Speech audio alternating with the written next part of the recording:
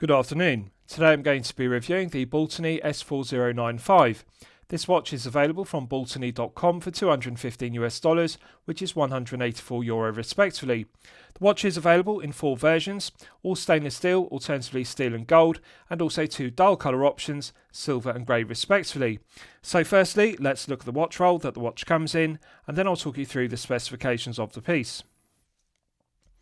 So the watch comes in a watch roll which is housed inside this outer cardboard box. On the top of the sleeve we have the Baltany text logo in gilt. There's a ribbon pull which makes it easy to withdraw the drawer from the sleeve. And inside we have the vinyl or PE leather watch roll which I'll take out and show you. So matte finish to it, grained finish. It looks visually like genuine leather, but it's actually made from vinyl or PE leather. Good attention to detail because we have the Baltany text logo debossed. There's a strap which secures it, and that clips onto a brass rivet, so I'll open it up and show you the interior. Flawless stitching on the edges, as you can see. Good attention to detail because inside we also have this cut out piece of vinyl or PU leather, and the purpose of this is, I'll show you, it goes in between the caseback and also the bracelet clasp, and this goes inside the watch roll, and the purpose is it prevents the bracelet clasp from rubbing against the caseback, scuffing and scratching it when the watch is in shipping. So well thought through, good attention to detail, good to get that included. Baltany deserve credit here because they could have taken the less expensive default option of just using a plastic or cardboard watch box, but this vinyl or PU leather watch roll is aesthetically pleasing, and I think it's very good, bearing in mind this is a low tier price point piece at only €184. With regards to items that come with the piece, it also comes with this brown cardboard envelope, again branded with Baltany's text logo in gilt, and I'll show you the items it contains. So inside we have the plastic warranty card, again as you can see branded with Baltany in gilt. On the reverse it's stamped with Baltany Watch Co Limited, and it's also filled in with the retailer code and the date of purchase. Now I want to give due credit to Baltany here because often low-tier Chinese brands between €0 and €500 price point don't stamp and fill in the warranty cards in order to activate them. But Baltany always do that. They always stamp the warranty cards, they always fill in the date of purchase to activate the 2-year international warranty from the date of purchase. And the other thing I want to give due credit to Baltany for is often low-tier Chinese brands only cover their watches with a 12-month international warranty. To get 2 years of international warranty is excellent. 2 years of international warranty is the industry standard for mid-tier pieces between €500 and €5,000, but one rarely sees 2 years of international warranty on a low-tier piece between €0 and €500. Details of the terms and conditions, and also has the contact email should you wish to make a warranty claim, support@baltany.com, and also the website baltany.com. Excellent to see that filled in and stamped. One also gets this owner's instruction manual, clear concise diagrams. The instructions are in English and also bilingual, translated into Chinese. Details the operation of the movement used, which is the Seiko Caliber NH35A automatic. One also gets this Baltany branded microfiber polishing cloth. I always think it's a nice touch to get a branded microfiber polishing cloth, irrespective of the price point of a piece. And one also gets this Baltany branded spring bar tool, 2 rubber caps, one removes, push pin at one end, and on the other end a 2-prong fork as one would expect, and this is useful for removing the oyster style bracelet should you wish to fit an alternative strap. And lastly, one also gets this 1.2mm jeweler's screwdriver, hardened tool steel tip, which is removable from the body. It's made from mild steel, which is nickel plated to look like stainless steel. Knurled shank is well finished, and we also have a rotating head, which also is knurled. No sharp edges because there's a large chamfer, and works very well because the rotating knurled head fits into the palm of the hand, and you can easily rotate it with precision using your index finger and thumb on the knurled shank. Good quality screwdriver, and it's good that the hardened tool steel tip is removable should it become damaged or blunt with regular use. So with regards to the specifications of the piece, the Baltany S4095 is clearly an homage to the Datejust 36. One could also consider it to be an homage to the Oyster Perpetual Date, although that was 34mm respectively. So similar proportions to the Datejust 36, we have a 36mm case diameter. We have a lug-to-lug measurement of 43.1mm, a thickness of 11.5mm, and a lug width of 20mm. The oyster-style bracelet tapers from 20mm at the lugs down to 16mm at the 2-button push clasp. 4 micro adjustment holes in the flanks, which is satisfactory. However, I'd like to see Baltany update this with half links, a half link on the 6 and a half link on the 12 o'clock side of the bracelet respectively, because sometimes adding or subtracting one full link from noise to start bracelet doesn't give the desired fit. The bracelet either feels slightly too tight or slightly too loose.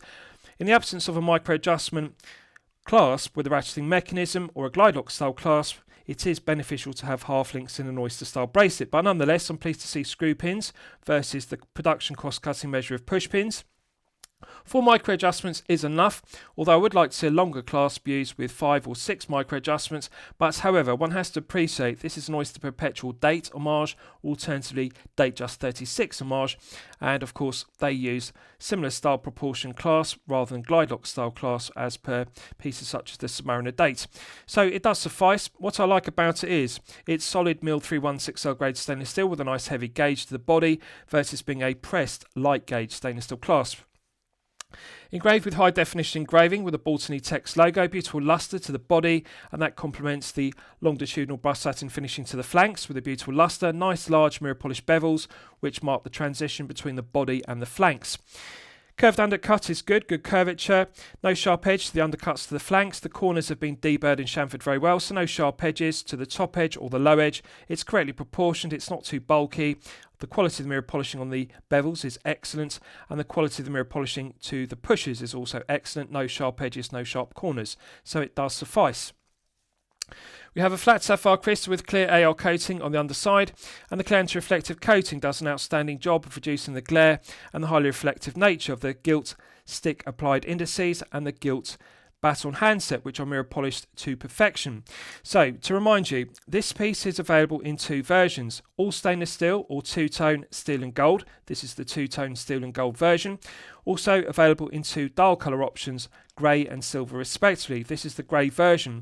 So the dial is sunray finished and it has a metallic finish to it, and it's rather like anthracite or graphite grey, very dark, almost black, and I like that it's sunray finish versus being glossy enamel or alternatively matte finished. It does look visually similar to a Rolex style used in the Oyster Perpetual Date or alternatively the Datejust 36. Cyclops magnifier has AR coating on the underside and it has the correct 2.5 times magnification. What I like about it is they've made the correct decision by using a black date wheel with white Arabic numerals versus the default option of a white date wheel with black Arabic numerals, because a white date wheel would clash with the anthracite grey dial, and I think using a black date wheel blends in with it better, so it does look very good. Magnification is good, AR coating is good, so the legibility and the clarity of the date complication is excellent. Quality of the applied B at the 12 o'clock index is excellent, mirror polished to perfection. I like the gilt stick indices and the gilt handset. The hands are correctly proportioned. Now I want to give due credit to Baltany here, because often low tier Chinese brands have a tendency to make hands undersized, both in terms of how thick they are, how wide. They are often too slender, also they're often too short. But if you look at the baton minute hand, you can see it extends all the way to the gilt minute ticks on the chapter ring, so it's long enough. The second hand also extends to the minute ticks on the chapter ring, which is correct, it's not too short, and the hour hand extends all the way to the stick indices. So the handset is correctly proportioned for the dial size, and the quality of the mirror polishing to the baton hands is stellar. We have C3 Superluminova on the baton hands, and also the indices are applied and stick indices as per an Oyster Perpetual Date or alternatively Datejust 36, which this is an homage to. So they haven't applied any C3 Superluminova to the stick indices themselves, but what they've done as an alternative is they've applied dots of C3 Superluminova on the outside of the stick indices on the minute ticks on the chapter ring. So we do have 11 dots, which we'll test in the Lume test. This is good because visually it does look very similar to the Oyster Perpetual Date, which was a 34mm, this is 36, but it has this similar style of stick indices and baton hands, so it does give the piece a vintage aesthetic. Also, one could consider it an homage to the Datejust 36, which does have visually similar stick indices and also baton handset, so I really like it. As an alternative to a stick index at 12 o'clock, they've applied the Baltany B emblem, and it does add interest. It gives the piece a high quality feel. What I like about it is the dial isn't over-branded with unnecessary text or specification. It's not too busy or cluttered. Just bear with me, I'm going to move the minute hand out of the way so you can see it better. So we simply have the Baltany text logo in gilt at 12 o'clock, and that's balanced very well with automatic 330 feet /100 meters. Sorry, 330 feet equals 100m. And this is good because the 2 lines of text at 6 balance the 1 line of text at the 12 o'clock. And I really like the dial layout, the symmetry of it. It is an asymmetrical dial because we have a date complication, but the point I'm making is the stick indices have good symmetry because we have the applied Baltany B at 12. And the 2 lines of text at 6 balance the 1 line of text for Baltany and the Baltany emblem at 12. It's a very clean dial. Minimalist, not over branded, and I like the sunray pattern to it with the anthracite grey. It does look very aesthetically pleasing. Now, one thing I like about this piece, and again I want to give due credit to Baltany here because it's something that they've got correct and so many other low tier Chinese brands and low tier micro brands get incorrect: the depth of the Rehauts. Now, Rolex pieces, such as the Datejust 36, have a very slender Rehaut. It's something that Rolex are very good at doing.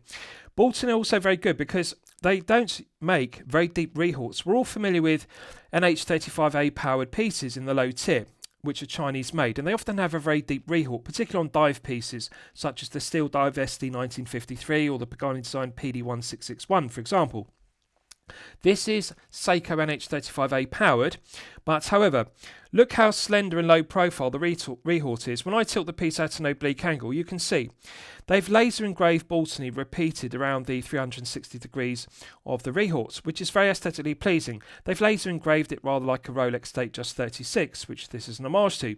High definition engraving of Baltany, which is very sharp, it's very crisp, the font is clearly legible. But what I like about it is it's beautiful luster, but also very low profile. Now, the benefit of that is, unlike many NH35A powered pieces, the sapphire crystal sits close to the cannon pinion. It sits close to the second hand on top of the cannon pinion and also the dial and the date complication. This benefits the piece because it looks more aesthetically pleasing without a deep Rehaut, but the other thing is it's beneficial because when you look at the piece straight on, the sapphire crystal looks invisible because it's close to the handset, it's close to the date complication, and of course one gets the maximum benefit of 2.5 times magnification because the Cyclops magnifier sits close to the date window and the date wheel beneath it.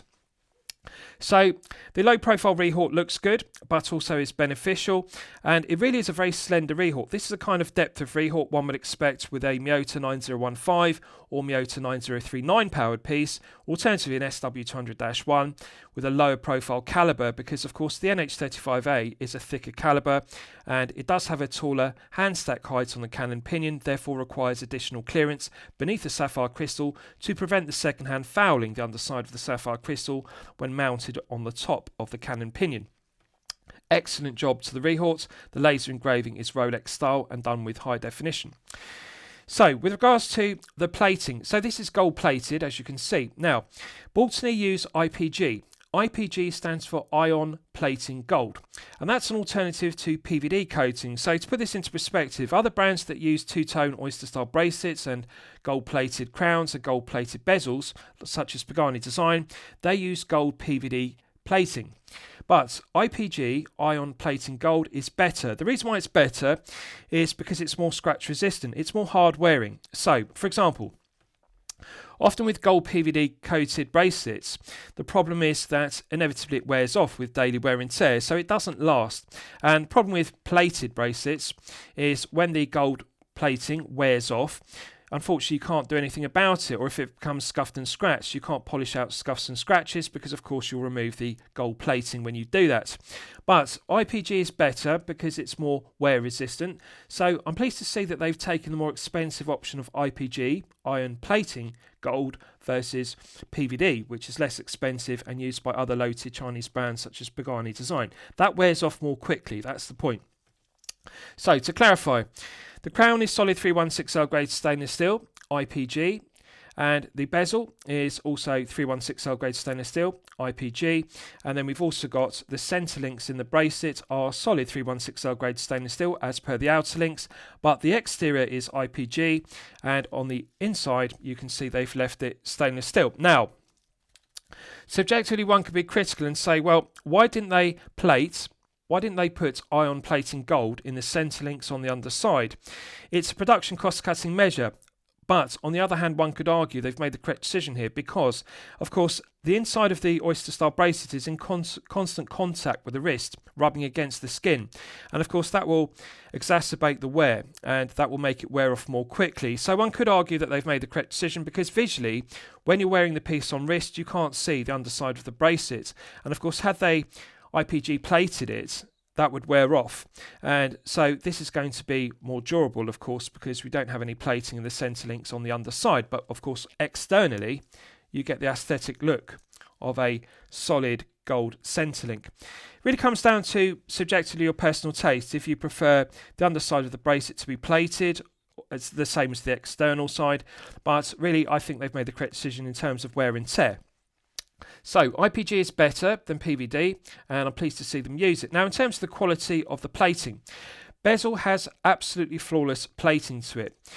Flawless mirror polishing beneath the IPG, and then they've done a very good job of it because the edge of it is plated to perfection. The top facet of it is also plated to perfection. Large chamfer which deletes the sharp edge of it, and it's low profile, so it allows the flat sapphire crystal bevel of the edge of the crystal to project above it. Does give the aesthetic of a Rolex Datejust 36 crystal, alternatively an Oyster Perpetual date crystal. So they've done a very good job with the proportions of the flat bezel. Also, they've made the correct decision by using a flat profile bezel versus a domed bezel. It does look more like a Rolex piece as a result. Now, case is solid 316L grade stainless steel. On the top of the lugs, we've got a grain satin finish, which is concentric, and this is very similar to Rolex style. Difficult to replicate. It's very difficult to get it fine-grained finish with a beautiful luster as per the Rolex Datejust 36. They've done it, and they really deserve credit because it is difficult to do. It increases production costs per piece and therefore diminishes profit margin per piece for Baltany, but from the collector's perspective, make no mistake, we're not looking at low-tier Chinese case finishing between €0 and €500 here, although it is a €184 price point piece. Quality of the case finishing. In terms of the brushed satin finishing to the top of the lugs, the bevels on the edge of the case, which mark the transition between the top of the curved lugs and the mirror polished flanks. This is mid-tier level case finishing. So mid-tier is €500 to €5,000, and the head of this piece is finished to mid-tier level. It's not low-tier level. Brushed satin finishing has beautiful luster on all four lugs. They've done an excellent job. It's Rolex style finishing. Nice crisp edges to the transitions.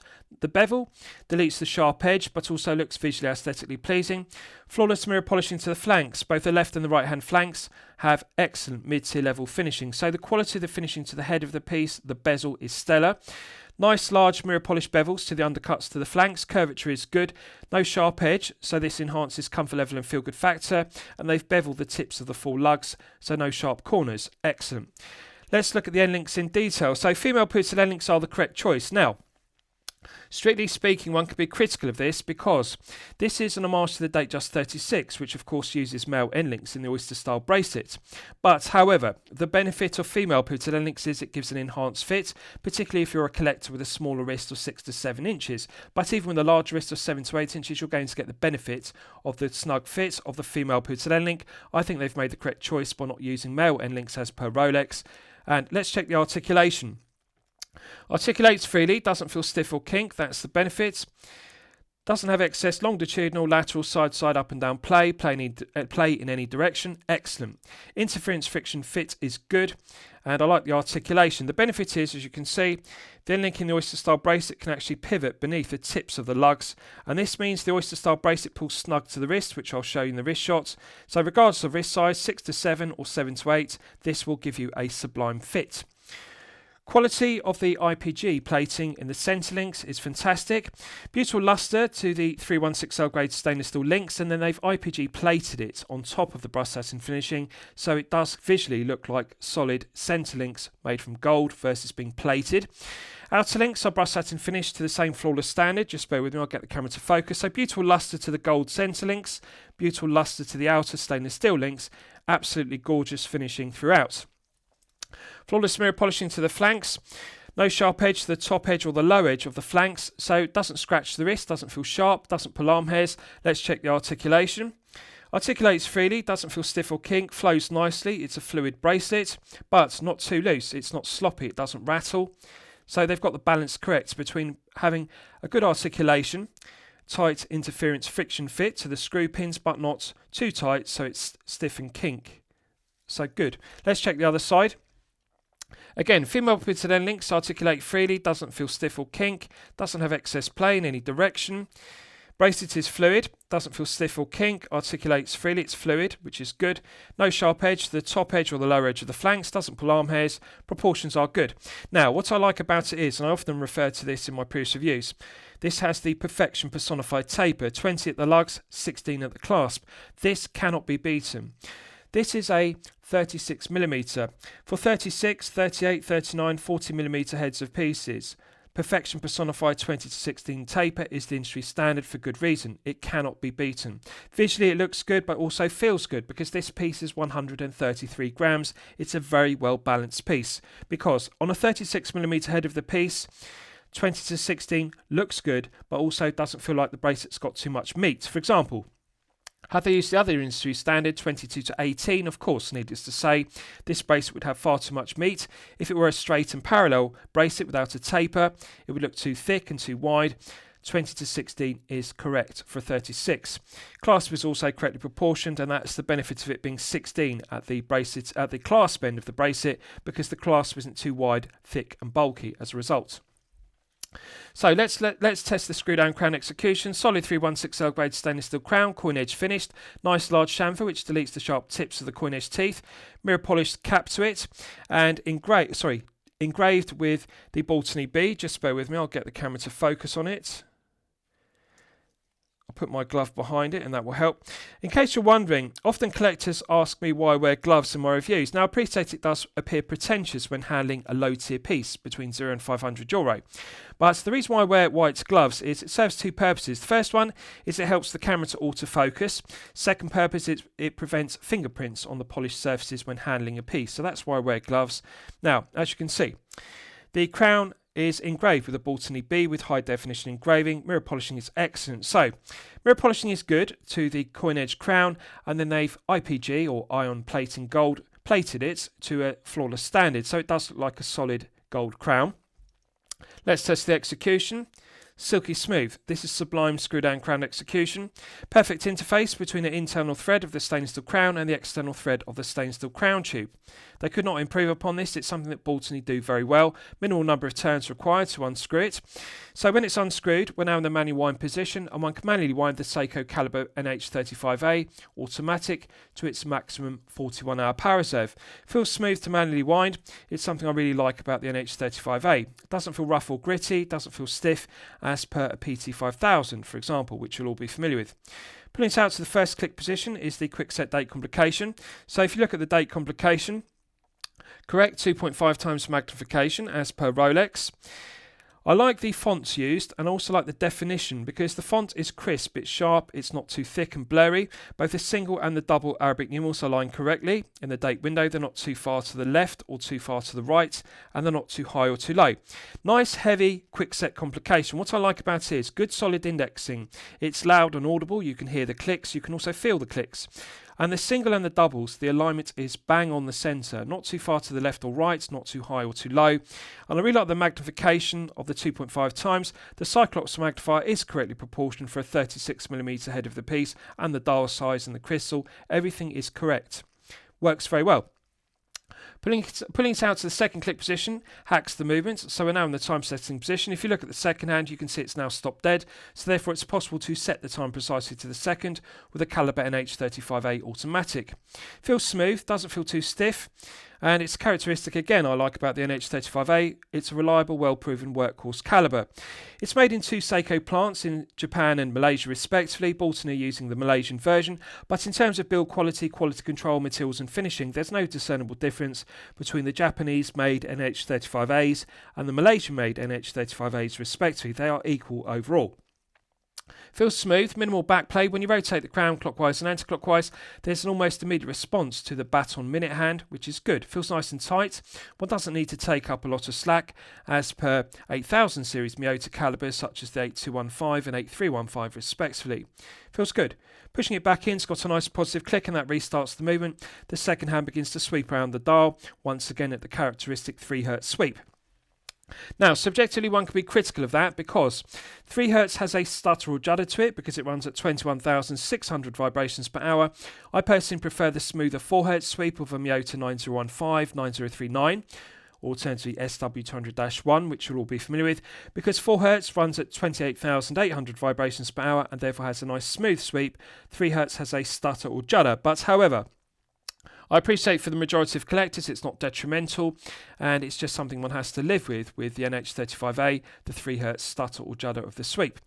Screwing the crown back down is silky smooth. Perfect interface between the internal thread of the stainless steel crown and the external thread of the stainless steel crown tube. Immediate thread pickup, the threads mate, they mesh perfectly. For example, you don't need to rotate the crown clockwise and anti-clockwise several times to get the threads to pick up. They mate, they interface instantly. First clockwise turn, every time the threads pick up. Stellar. It's a fantastic screw down crown. I really like it. So let's look at the case back. Solid 316L grade stainless steel case back, concentric CNC lathe tool machining to it, coin edge finished around the circumference as per a Rolex case back, so visually it does look similar to a Rolex Datejust 36 case back, or alternatively Oyster Perpetual Date case back, which this is an homage to. No sharp edges to the coin edge teeth, they've been deburred very well with a nice chamfer, and I like the way the concentric CNC lathe tool machining refracts the light rather than reflecting it. Now it is a sterile case back, and one could be critical subjectively and say it would look better with a Baltany B engraved, alternatively Baltany text logo and the specification engraved around the circumference, but however, one has to appreciate this is an homage to the Datejust 36, which also has a sterile case back, therefore it is true to the watch it is an homage to. What I like about it is it's low profile. Now bear in mind, this is powered by the NH35A, and often NH35A powered pieces have a deep bubble back case back, particularly on dive pieces, as I've detailed. The Steel Dive SD 1953 and also the Pagani Design PD1661 are good examples. They're NH35A powered and they have deep bubble back case backs, but they're 200 and 300 metres respectively. So one has to be magnanimous about that. But this is 100 metres, which is strong specification for a Datejust homage. But you can see just how flat and low profile it is. This is not a deep bubble back case back as one would expect with an NH35A. This is a kind of low profile case back one would expect with a Miyota 9015 or 9039 powered piece, which has a minimal clearance between the rotor and case back. It's a thinner calibre, so of course the case back can be made thinner. This is very good. Baltany have done a good job of it. It's not too deep. The benefit of this is this piece is only 11.5mm thick. Often with Datejust homages, low-tier Chinese brands make them too thick. The case is too thick, the crystal is too thick, case back is too thick, and of course deep bubble back profile to the case back. They're 13 plus. 11.5 is the kind of thickness I would expect with a Miyota 9015 or 9039 or SW200-1 powered Datejust homage. 11.5 is very low profile because this is not 50 metres. This is 100 metres, therefore the sapphire crystal needs to be thicker. Also the case back needs to be thicker, but they've still slimmed it down to only 11.5. And you can see it is a very low profile case back for an NH35A. The other benefit of course is the Rehaut. They slimmed down the Rehaut as I've detailed. This is not a deep Rehaut one sees on NH35A powered dive pieces. So all of that adds because thin crystal, thin Rehauts, thin case back, and the profiling of the case back is also low profile. 11.5 is excellent. I really like that dimension. 11.5 is very good for 36, and in the wrist shot you'll see the full benefit of that. Right, so let's look at the clasp in detail. Solid mill 316L grade stainless steel, nice heavy gauge to it, nice large mirror polished bevels. 2 button push triggers are heavily sprung loaded, they feel reliable and robust, opens freely. Solid mill 316L grade stainless steel internals. Stainless steel is engraved with high definition engraving and it's the correct way up. Often brands and mid-tier microbrands and also low-tier brands and low-tier microbrands make the mistake of engraving stainless steel upside down. Baltany have got it right. However, there's room for improvement with regards to the finishing. Now, this is unusual. I've reviewed a plethora of Baltany watches over the years. And they always finish their internals of the class to a very good standard, which impresses. But this one they've made a mistake on, or one could say this one should not have passed quality control, because if you look at the end of it, they've actually missed out brushed satin finishing the end of the internal on the left hand portion. So when I tilt it, you can see there's a beautiful luster to this this portion. So the left hand portion we're looking at here, and you can see 3/4 of it has a beautiful lustre to the fine-grained satin finishing as per the bracelet links. But when you look at the top edge of it here, it's actually just cast finished. They haven't brush satin finished it to the same lustre as the other end of it. So they really need to improve their quality control here, because this has passed, but it really should not have passed. Now on the right hand portion, you can see it's got the beautiful lustre throughout. So they've got that correct. I'm going to have a look at the underside, see if they've made a mistake on the underside as well. No, underside is correct.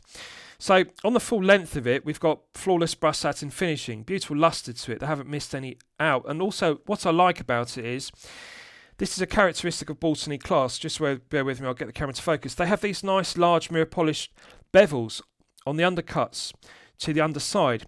This enhances comfort level and feel good factor, because often on mill clasps like this, they have a sharp crisp edge on the underside of the internals. And this has a sharp razor sharp edge and it scratches the wrist.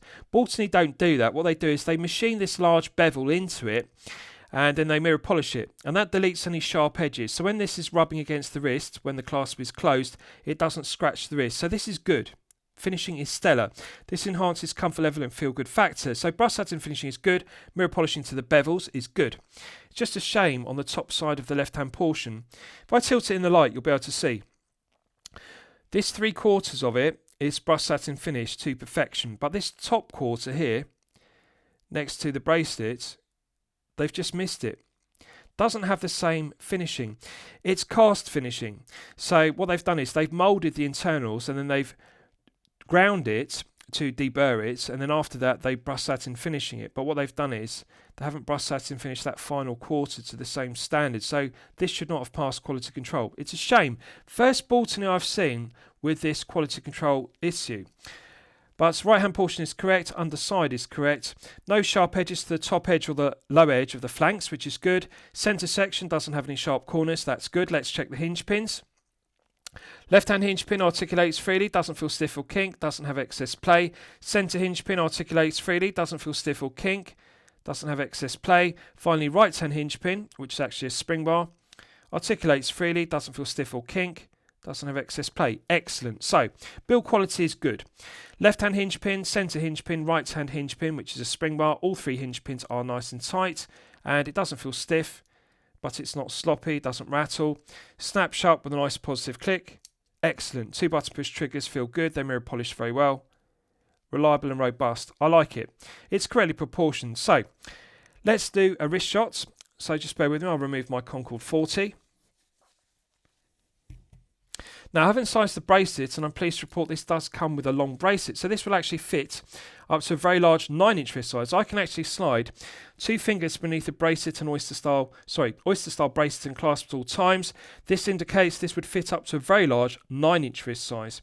Now bear in mind, I am on the maximum position 4 out of 4 on the micro adjustments on the flanks. This is at its absolute limit, but you can see I always size my bracelets loose with the correct sizing method, 1 index finger beneath the bracelet and clasp, but I can easily fit 2, so this is 9 inches maximum. Now, to clarify, there are enough removable links on the 6 and the 12 o'clock side of the oyster style bracelet to size this down to a minimum 6-inch wrist size up to a maximum 9-inch wrist size. So plenty of removable links on the 6, plenty of removable links on the 12, 6-inch minimum, no problem whatsoever. Beautiful lustre, both to the outer stainless steel links and the centre IPG links, which are gold plated. Fantastic. They've done a very good job of the IPG plating, done a very good job of the brush satin finishing beneath it. So visually, it does look like solid gold centre links. And they've made the correct decision here because, for example, they could have mirror polished the centre links as per Pagani design pieces. For example, they have mirror polished centre links and then they PVD coat them gold and also rose gold. But often that really doesn't look like solid gold. What they've done here is they've brush satin finished the stainless steel centre links prior to IPG gold plating them. And this actually gives the effect of solid gold. Brush satin finishing the gold centre links makes it look like solid gold versus it being mirror polished and then plated, which of course then just looks like plated stainless steel. I think they've made the correct decision here. Now subjectively one could be critical and say, well, there is a clash in finishes because the bezel is mirror polished and then IPG plated, and that matches the crown, which has a mirror polished gold look to it. And of course stick indices, baton hands, Baltany B emblem, that's all mirror polished, it's not satin finished. So there is a clash because those centre links in the bracelet, they have brushed satin finishing, and of course the bezel is mirror polished and then plated. Someone could argue they should have matched the bezel to the centre links, or alternatively what they could have done was they could have brushed satin finished the bezel, then gold plated it, and then it would have this lustre as per the centre links, because there is a slight clash and it is noticeable. On the other hand, one could argue, well, the mirror polished bezel matches the mirror polished indices and the handset and also the crown, so that's correct. And one could argue that the brushed satin finishing does look more like solid gold versus plated. Really comes down to your personal taste. Do you prefer mirror polished plated centre links? Do you prefer brushed satin finished plated centre links? I think they should have made the mirror polish to match the bezel, or alternatively brushed satin finish the bezel, but then of course it wouldn't have looked right for a Datejust 36 or Oyster Perpetual Homage, because of course that has a mirror polished bezel. So really comes down to your taste. But beautiful lustre to it, perfection personified taper. What I like about it is two things. To remind you, 133 grams is fantastic. Now, you'll know this from my previous reviews. 150 grams and below is the sweet spot for comfort level. 150 and below gives a nice feeling of quality and wrist presence. You can feel the heft of the piece. But it doesn't feel top heavy, and it therefore feels comfortable to wear for long periods of time, such as 8 to 12 hours per day. Needless to say, it's 133 grams. It is 17 grams below the 150 grams sweet spot. Now, of course, it's going to be below 150 because it's 36. We're not looking to 38, 39 or 40 head of the piece, but nonetheless, 133 is good. It lacks heft. Perfection personified taper looks good and feels good. Bracelet clasp is good because nice curvature. It's not too bulky, not too thick, because the bracelet is 16 at the clasp end, and it's good. I think they've done the right thing with the proportions and the curvature. Beautiful lustre to it, looks aesthetically pleasing. Head of the piece has fantastic proportions. Compact lug to lug, it's only 43.1. Now, of course, on my large 8-inch wrist, 36 does look undersized, but on a 6 to 7-inch wrist, this will fit you to perfection. The compact lug to lug is particularly beneficial if you have a smaller 6 to 7-inch wrist. 43.1 is well below the 48mm sweet spot, but of course, one could say, well, 48 would be far too long for 36. That's a given. So 43.1 is acceptable. I'm not going to be critical of it with a diameter of 36. The thing I like about it above all else, 133 grams is excellent. The other thing is the lack of height, the depth of it. 11.5. This is not a thick piece. As I've detailed, often NH35A powered pieces, Datejust Homages, are 13 with 100 metres. This is only 11.5. This is the kind of thickness one would expect with a quartz powered or mechanical manual wind piece, or alternatively a lower profile calibre such as the 9015, 9039 or SW200-1 respectively. If this were powered by the aforementioned, I would say 11.5 is nothing special and it would not impress, but with an NH35A that does impress me. I would expect this to be 12.5, not 11.5. It's very low profile. You can see the benefit of the caseback not being a deep bubble back caseback, because good curvature to the undercuts to the flanks, minimal gap beneath the tips of the lugs, and as I've detailed, correct decision by not using male end links as per the Datejust 36, which this is an homage to. Female pitted end links pull the end link in the Oyster style bracelet snug to the wrist. We don't have a large gap as per male end links, so that's correct. So it's really good curvature on the undercuts to the flanks, and also curvature of the lugs is good. This gives a very compact, snug fit. It feels very close to the wrist. I really like it. It doesn't sit on top of the wrist like a thick slab of 316L grade stainless steel. The curvature is good. It wraps around the wrist very well. And even though it's 36, it does give satisfying wrist presence. It's a pleasant surprise. What I like about it is the sunray pattern to the anthracite or graphite grey dial, which is almost black. It does have a reflective property, but it's not too shiny and reflective as per a glossy enamel dial. And it does contrast very well with the mirror polished stick indices and the mirror polished baton handset. So legibility is good.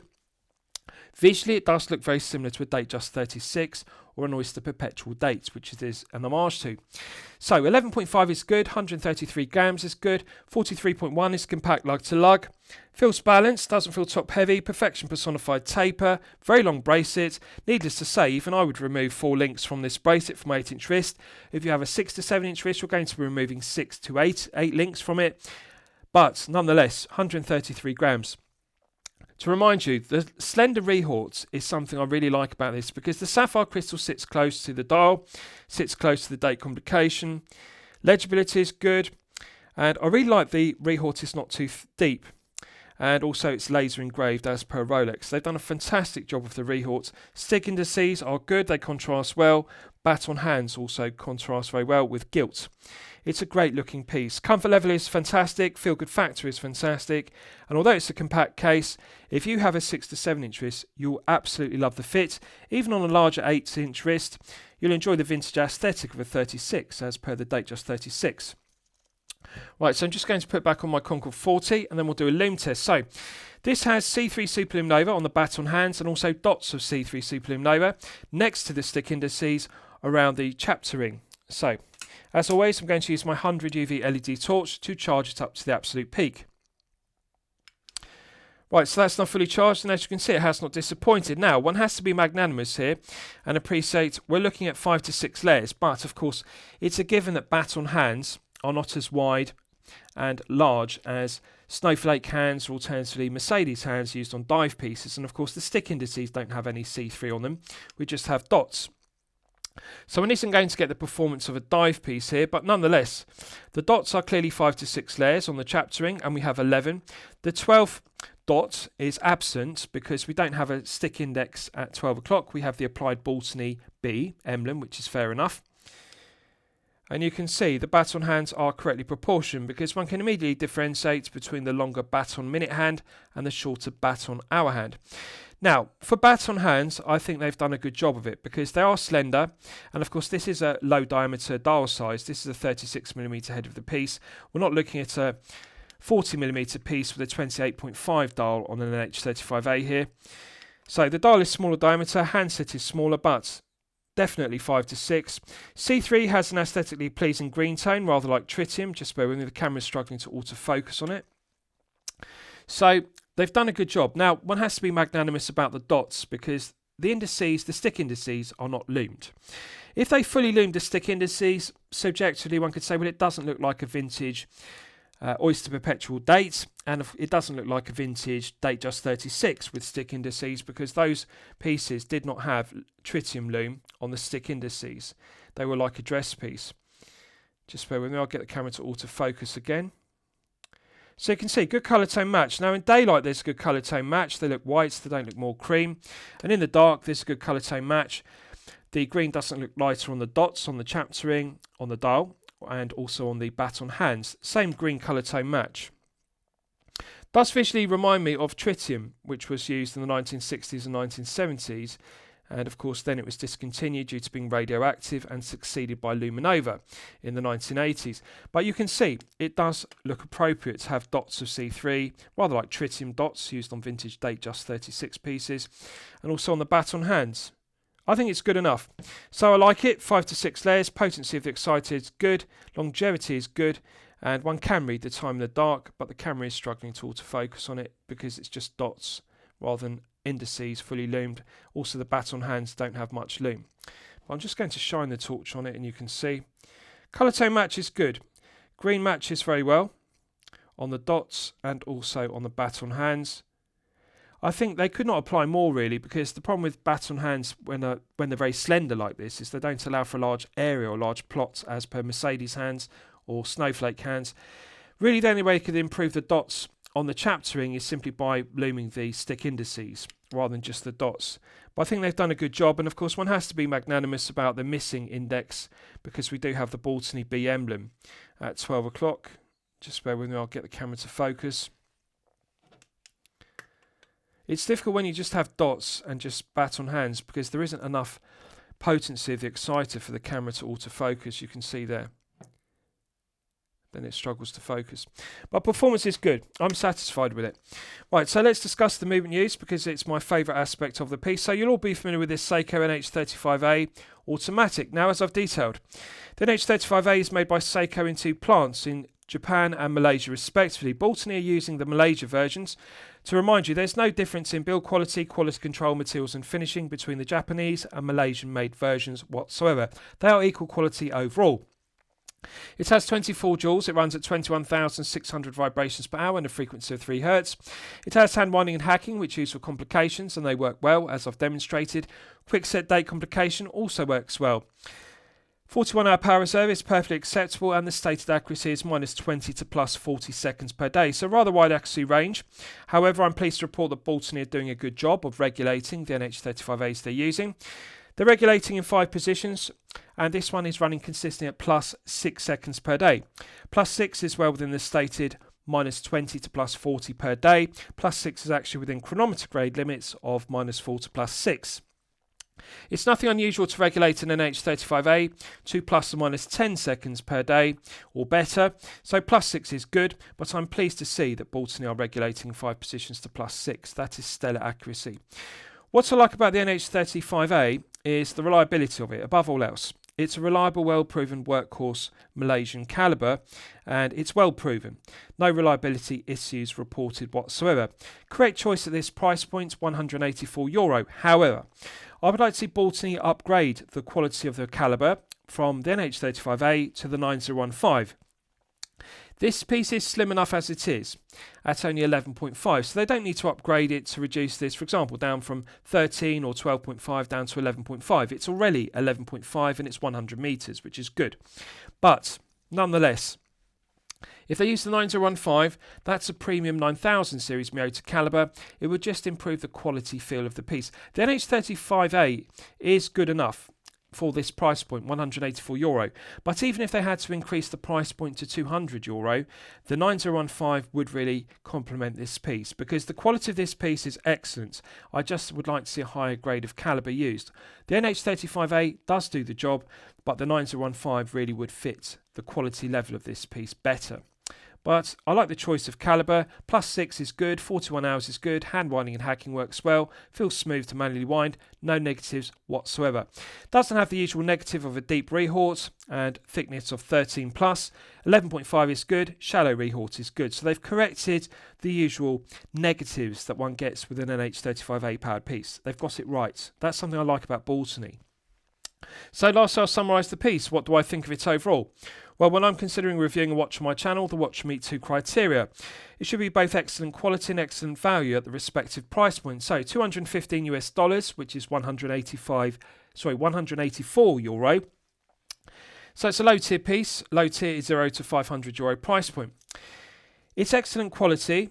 The value is okay. Now, I'm not going to say the value is good or the value is excellent, because at €184, this does face some stiff competition in the low tier between €0 and €500. In order to make this excellent quality and excellent value, they need to upgrade the clasp from this four micro adjustment holes in the flanks clasp to a ratcheting micro adjustment mechanism, because we are now seeing in 2025 other low tier brands and other low tier micro bands between €0 and €500. They are using ratcheting micro adjustment clasp with on the fly adjustment, alternatively glide lock style clasp. So that has now become the industry standard. This is okay for a Datejust 36 Homage or an Oyster Perpetual Date Homage, which this is. So one has to be magnanimous about that, but although the quality is good, it's milled versus being pressed. I think €184 they could do better, and that would upgrade this to excellent quality and excellent value, alternatively excellent quality and good value at €184. It needs a micro adjustment clasp at this price point. The other thing they could do to increase the value proposition is, as I've detailed, upgrade from the NH35A to the 9015. The 9015 really would upgrade this to excellent quality and excellent value. Even if it were more expensive at €200, yes, 9015 would fully justify it. So those are the 2 changes I'd like to see. 9015 movement, and the other thing is a micro adjustment clasp with a ratcheting mechanism on the fly adjustment. Yes, then it would be an excellent quality, excellent value piece. As it stands, I'm going to say excellent quality, and I'm going to say okay value. But very good looking piece. Feel good factor is good. Comfort level is good. It's a very good homage to the Datejust 36. So I'm going to highly recommend it to you for consideration. I hope you've enjoyed my review of the Baltany S4095. Please feel free to post your own comments below the video. Thank you for watching.